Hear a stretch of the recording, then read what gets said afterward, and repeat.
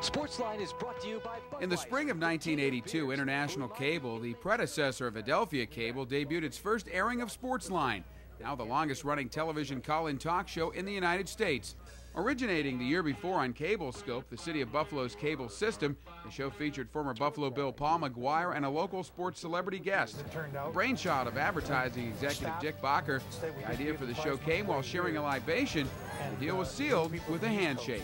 Sportsline started with when I was doing radio after I got after I left the Buffalo Bills, and I got fired by NBC, and I was looking for a job. I was doing some radio stuff, interview show. And Dick Bacher, who was the guy that was he was an ad guy and representing Ed Taylor and other people. And he was buying the radio show. And he asked me one night, it just happened to be a coincidence, we were in a bar. You know, I mean, we're having hors d'oeuvres. That's all we had, were hors d'oeuvres. He said to me, can you get me on television? Because we were doing he was doing a radio show, of which I provided the sponsors for. And I said, well, I think we can work it out. So called him the next day, and I says, we start next Tuesday. So he says, that's great. So as he mentioned, our first guest was Joe Cribbs, and that was 19 years ago, and we've been going ever since.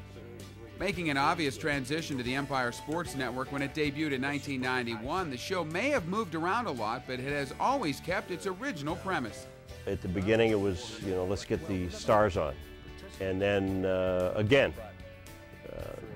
this started with Dick Bacher saying, you know, why don't we do the players that no one ever sees, or no one ever talks to, or no one interviews?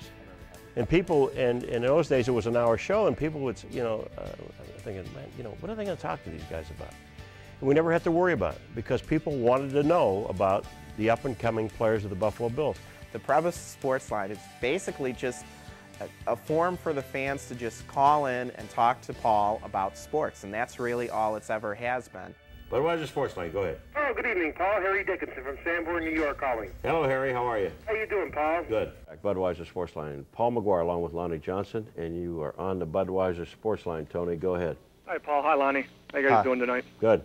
Jim in Buffalo. Go ahead, Jim. Hi, Paul. How you doing tonight? Good. And it's been one of the most popular shows just because of that fact. Just to hear Paul talk about sports and to be able to come on and give your opinion and have Paul either agree or disagree with you. And that's really the success for it. It's very simple, but it definitely works. Pairing up the show's free format and its live production could have led to disastrous results over the show's 19-year history, but instead the two elements have combined into a program that has stood the test of time, and Paul wouldn't have it any other way. The nice thing about doing live television, which this show has always been, is that if you make a mistake, that's okay. You're going to make a mistake. I hate taping.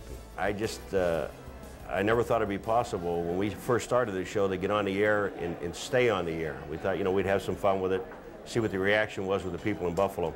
But when you look at the fans, and something that we've talked about on the show, and I think the fans have expressed it, is that, are we dark, are we okay? Well, I'm gonna keep talking, don't worry about it, we'll get the lights back on. The most fun with the show is just Paul being Paul. Paul is the most easygoing, laid-back talent I've ever worked with in my entire life. And he has lots of fun with the show.